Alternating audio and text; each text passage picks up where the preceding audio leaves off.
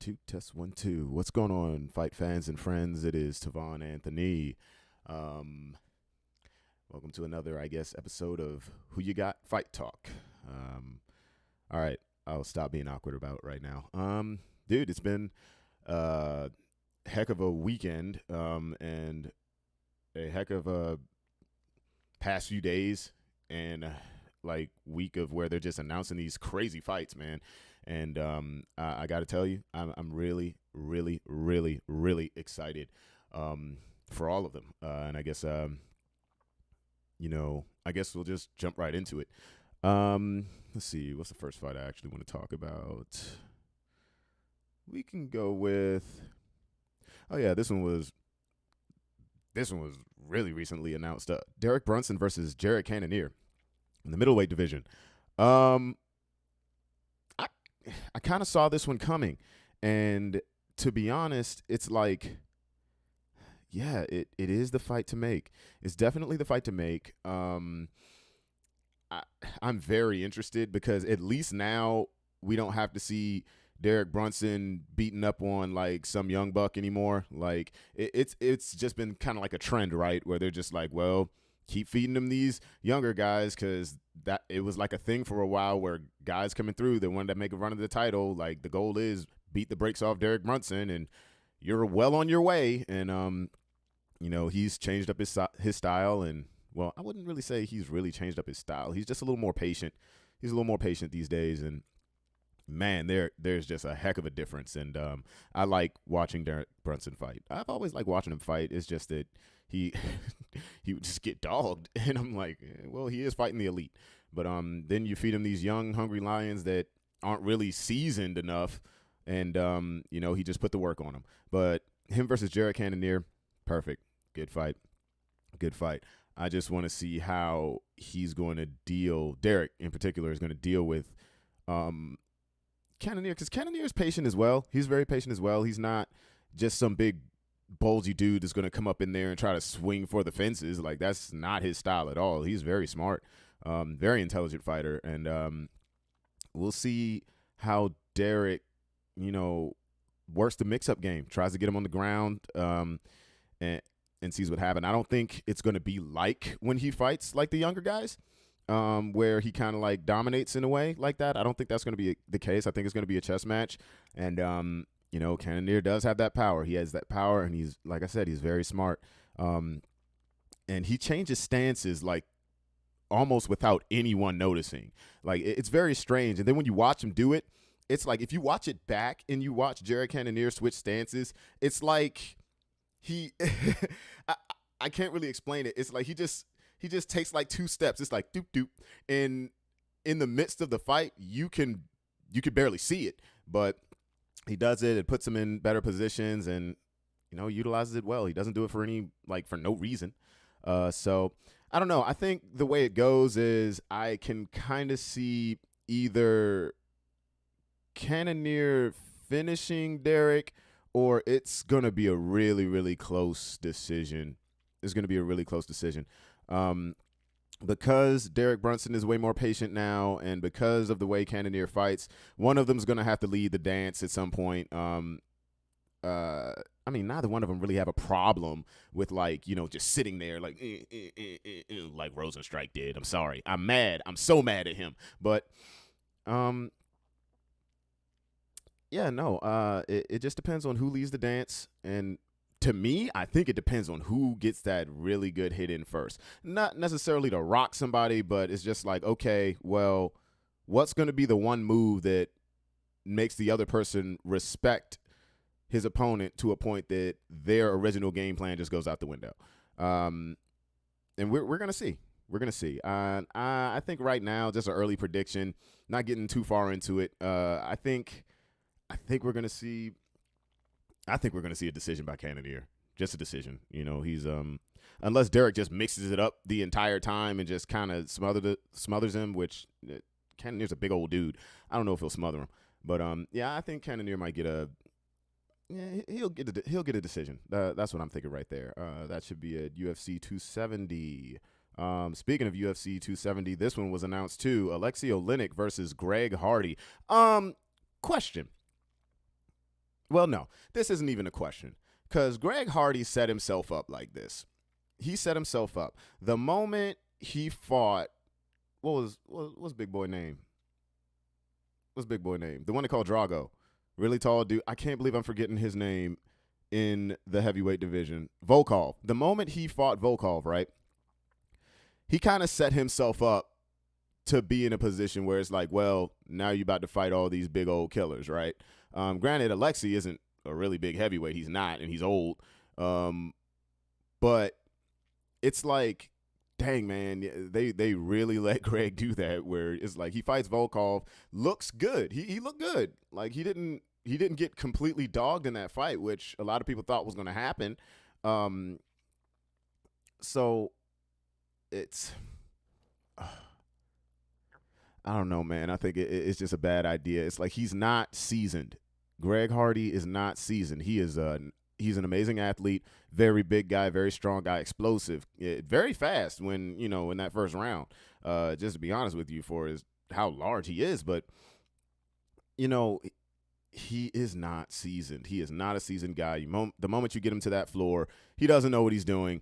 So unless he can just power his way up, which that's hard to do against anybody who understands grappling in any way, it's going to be hard for him. But I'm not going to lie. He can get past Olynyk. He can get past him because it's going to have to be in the first round, and it's probably going to have to be in the first 2 minutes. Because, Alexi isn't like some huge power wrestler, this, that, and the other, get you to the floor and then submit you. Like, he has sneaky submissions. His grip strength is something else. But, sneaky submissions. And, I mean, if he can get a hold of you, he can do some work. I don't see him doing any, like, flying submissions or nothing. First of all, he's too big and too old for that. I think Greg Hardy can knock him out in the first round. He's going to have to come up in there and just not play with him from the get-go. It's like, after that first round, especially after the second round, you are not going to be, as explosive as you were in the beginning. It's not going to be fun. So the best thing for you to do, go up in there and just start swinging, man. Oh, man. Oh, my goodness. Sorry. Now I'm fanboying out. I'm going to take some time. Hey, look, James Lynch just entered the chat. I'm sorry I'm going off on a tangent here, but, thanks for coming into the chat, brother. Oh, man, like, I'm fanboying out. James Lynch, he's the best in the business. If you, he's the greatest MMA media source, to me, anyway, Like, I've been watching him for years, and then when I started doing the whole MMA rap thing, he reached out to me to interview me, and I was just like, oh my goodness. But yeah, man. Look, hey, much love to you. Keep doing your thing. You're just you're just inspiring, man. Yeah, you inspire me every single day, and I love watching you work. I love your interviews. You talk to people, and you make it seem like it's almost like you're having a beer with them. That's how it seems to me. So thank you for coming through and supporting, brother. Let's see, where was I? Oh yeah, Greg Hardy. Back to James Lynch. Lynch on Sports. Search Lynch on Sports. Go to his channel if you don't know what that is. But yes, back to Greg Hardy and Alexi Olynyk. I think, to be honest with you, I don't really see Olynyk like taking him down or nothing. So we'll see what happens. We'll see what happens. But like I said, I really do believe that Greg Hardy's gonna have to take him out like in the first round. He's really gonna have to take him out, because if he doesn't, he's gonna be tired, and Olynyk's just gonna find some way to be the boa constrictor. And he's on a 3-fight skid. I mean, he lost to Derrick Lewis, he lost to Chris Daukaus, and he lost to Sergey Spivak. But I mean, when you look at these guys, all of these guys are way more seasoned than Greg Hardy. Greg Hardy, like I said, is an amazing athlete. He is an amazing athlete. Very strong. Very strong. But there are just certain things he doesn't have. Certain things that he really needs to learn and take time and grow. So unless he comes in and Donkey Kong's Olynyk, we'll see. We'll see. I call a Greg Hardy knockout, or if he slips, Olynyk will submit him, or it'll be just some nasty type of decision where it's just like, okay, kind of both guys didn't know what to do after a certain point, because Greg Hardy has very big thighs, and you don't want to just go in and try to double leg him. Not saying that Olynyk is some masterful wrestler. You know, that's not what he does, or at least from what I've watched, that's not how he takes people down. So we'll see. Let's see. Next. What's next on the list? What's fun? What is fun? I'll make this one quick. Only because this was announced fairly recently, but still, Max Holloway versus Yair Rodriguez. So I was making jokes, and I think I kind of jinxed certain things when they first announced that fight way back when they were supposed to fight, and I was like, how do we know Yair is going to show up? And then Max got injured, and I'm like, let me stop talking crap. And like, sometimes I can be superstitious, but good fight. I don't know if Yair is going to be able to come up in there and throw no flying stuff against Max. That's not a good idea. I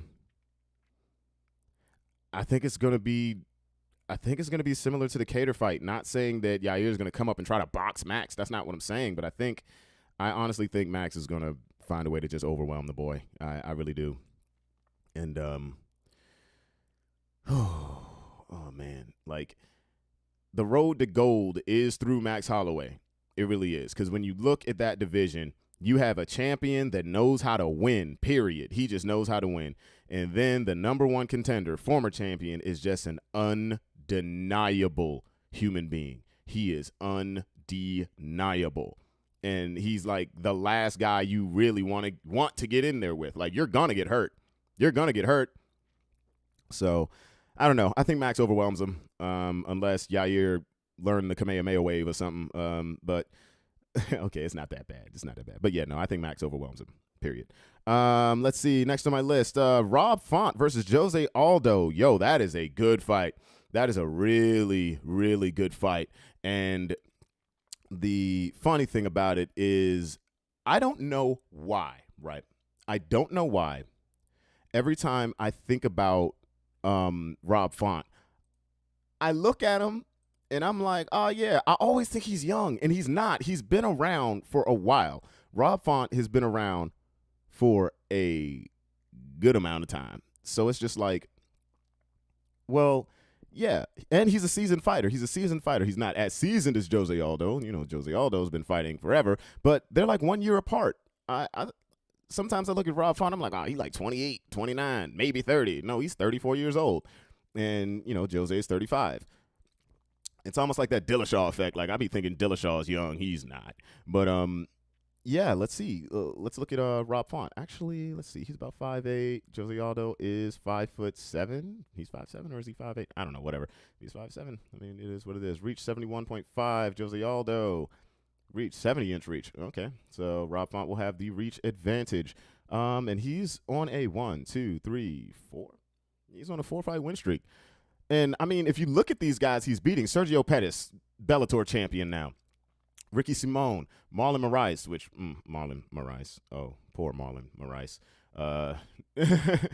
Cody Garbrandt, I mean, Cody Garbrandt is like, you want to talk about a fall from grace, but he's still Cody Garbrandt. He's still dangerous, fast as all hell. If you look at these names, who he's beat, who he's finished, like, it's insane. Rob Font is the real deal. He is the real deal.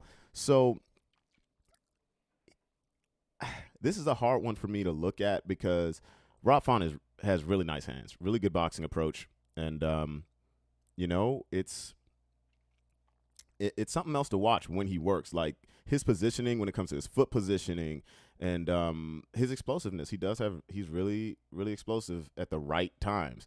Like, I thought initially that Cody was going to outspeed him. That's what I thought when they fought. But I believe I predicted that Rob Font was going to win it. Yeah, I did. But no, I thought Cody was going to outspeed him, and that was not a problem. It was just not a problem.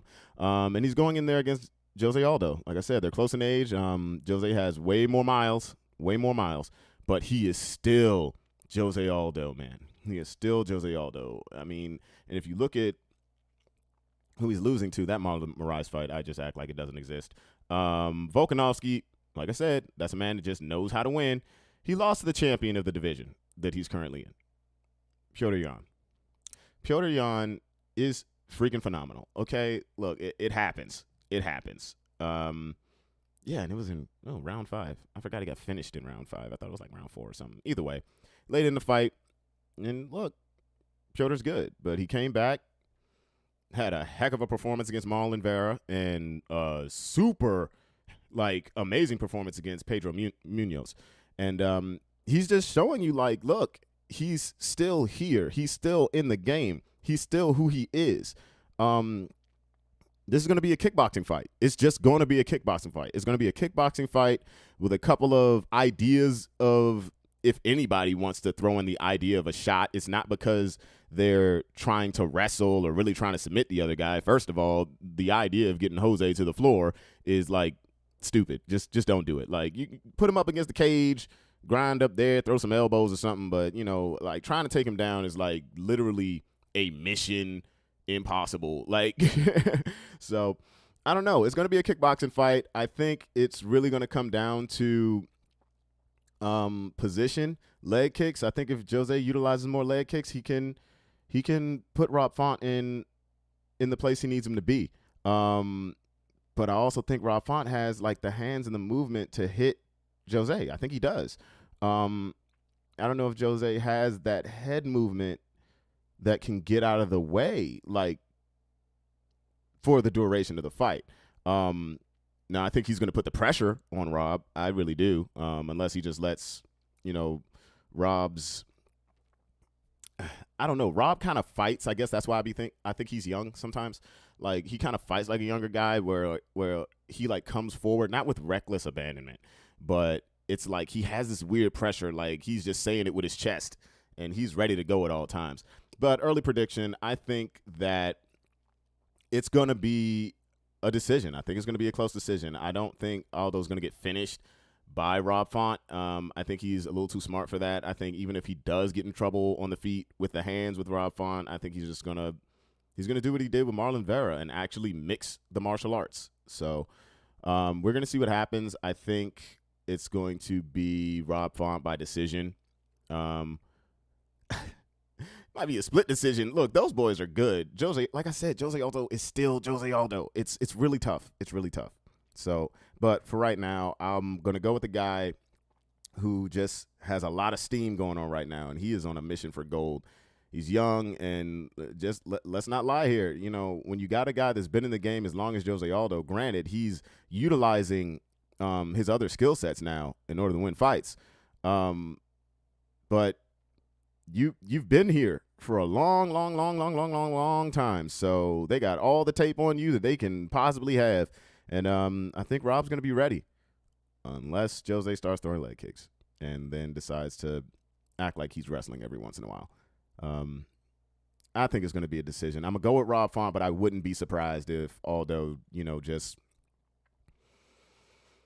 shows why the heck he was a champion in the first place. So what's next? Let's see. You talked about Max Holloway, Rob Font, Brunson, Cannoneer, Olynyk, Greg Hardy. Okay, December 18th, we got Derrick Lewis versus Chris Daukaus. Chris Daukaus had an amazing performance over the weekend against Abruck. I mean, that's his nickname. I screw up that guy's last name all the time. But no, Chris Daukaus is something else. He really is something else, especially when he allows his confidence to do the work. He it's really funny that he has really decent grappling. He does, but he hasn't really had to use it like that because he's just knocking dudes out, and it's because he's fast. He is very fast, and he's ready to go at all times. He's fast. He's ready to go at all times. He's not fighting like an idiot. He doesn't lean over when he's throwing punches. He doesn't throw punches like some labored guy after 10 seconds. Yeah, like I said, good technique, He's very fast, and that's how he's getting these heavyweights. And just be careful. Just be very careful, because Derrick Lewis is that guy with that oh my God power, and you don't want to be on the end of the wrong punch with Derrick Lewis. Now, I will say this though. I can see Chris Daukaus winning the fight, but he's going to have to be active. Like, he's going to have to be very active, because if you're not completely outworking Derrick the whole time, he's just gonna hit you. That's all he needs to do. All he needs to do is hit you, and you're going to sleep. So just don't give that man any opportunity to breathe, and you might be able to do it. But I've said it in a rap before. If Derrick Lewis does what Derrick Lewis does, you're going to sleep. Period. That's it. Like, it could be the last 10 seconds of round number 3. Or I don't know how long this fight's going to be. Are they headlining December 18th, or what event is December 18th? Let me look over here. I don't know why I didn't have Derrick Lewis up, but let's see. Yep, Black Beast. So this is it's something else, man. When you look at this dude and then what he does, it's ridiculous. If you look at the names that he's taken out,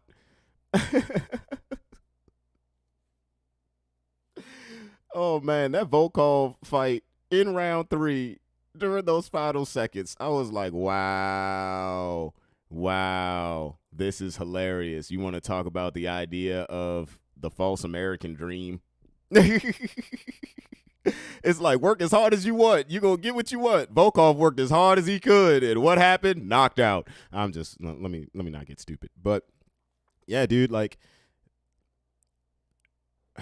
at any moment he carries that power. So Chris is gonna have to overwhelm him. Period. Chris is going to have to overwhelm him, and he can. If he can keep that speed up throughout the entire fight, I think he can do it, but he's just going to have to be very, very, he's going to have to be very smart. What if he utilizes any feints, if he's utilizing head movement, he's going to have to switch that head movement up a lot, because Derrick sees patterns. Some people look at Derrick Lewis and they just think like he's this, superpower puncher, and that's it. It's like, no, the guy's athletic. There's a reason why he throws bicycle kicks sometimes. You know what I'm saying? Like, he's athletic and he's smart. Otherwise, he would not have knocked out Curtis Blaydes, especially the way he did. Now, granted, Curtis Blaydes has some issues. Congratulations to Curtis Blaydes over the weekend for what he did to Rosenstrike. But back in that fight, it was kind of said, and I think it was said in an interview where someone asked Curtis Blaydes why he, shoots a certain way. And, in the heavyweight division, it's not that many wrestlers, so they don't really have to worry about people like shooting for real like that. So he kind of will just fall into a double leg, and that's a bad idea. Falling into a double leg, you're coming down, Derrick, uppercut. So went to sleep. But yeah, Dawkis, he has decent grappling. He can do it. He can do it. But I don't know if he'll try. He's not the biggest heavyweight in the world. He's not. And he got some pudge on that belly, man. It's like the way I was looking at him, I'm like, is he a light heavyweight that just said screw it? Like, but nah, man, it is what it is. I think Dawkis can get a decision. I think he can get a decision. I don't know if he knocks Derrick Lewis out. I think Derrick still has that fear factor where it's just like, all right, come on in here and you'll be dead in a second.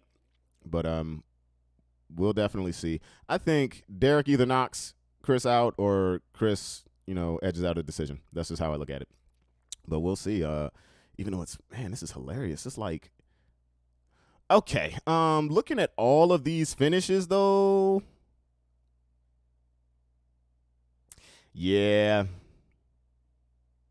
somebody getting knocked out in this fight. And I think it's going to be early. Oh my goodness. I think if Chris comes in and overwhelms him, overwhelms him. He can do it. He can do it. But that's a dangerous game to play with Derrick Lewis. That's a very dangerous game to play. So we'll see. I'll leave that one up in the air. Is there anything else I need to talk about? Anything else I need to talk about? I don't know.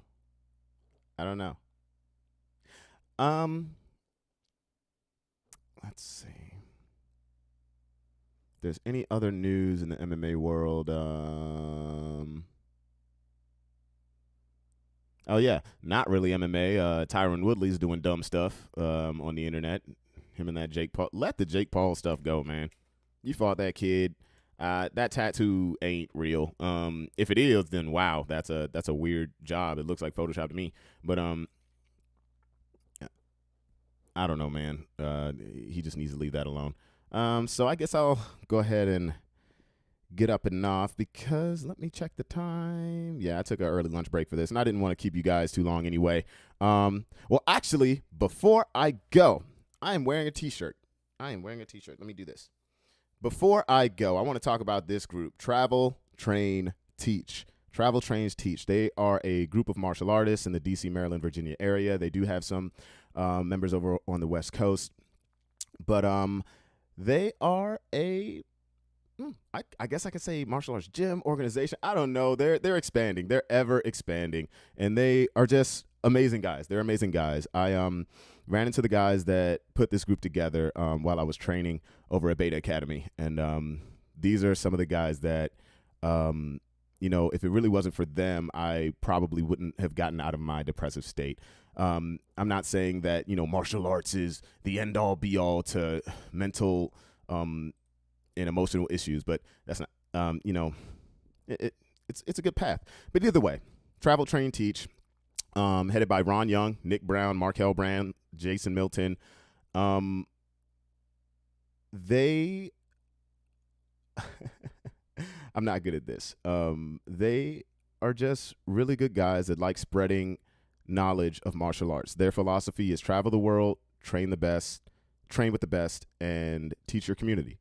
And that's what they're doing. They hold weekly classes in the D.C., Maryland, and Virginia area. And self-defense, Muay Thai, Brazilian Jiu-Jitsu. They have MMA classes and such like that and stuff like that. And you know what? They're really good dudes. They're not a sponsor. I'm not doing this because, oh, yeah, they pay me to do it. No, they're not a sponsor. They are my friends, and I just want to support them. Travel, Train, Teach. You can check them out. Let me do this. Where is their thingamabob?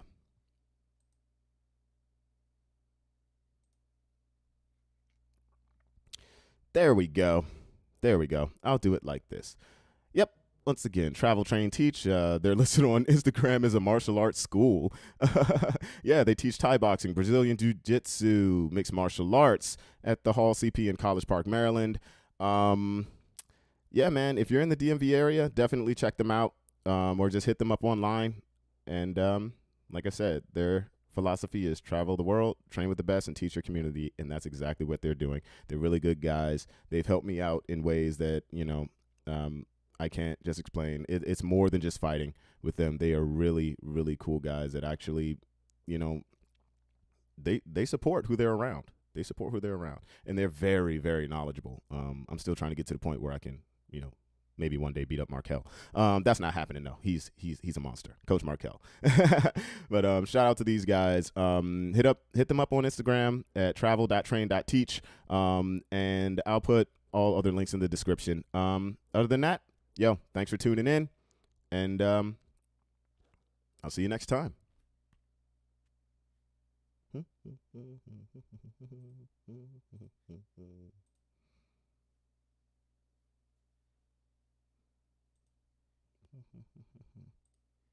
I'm still on.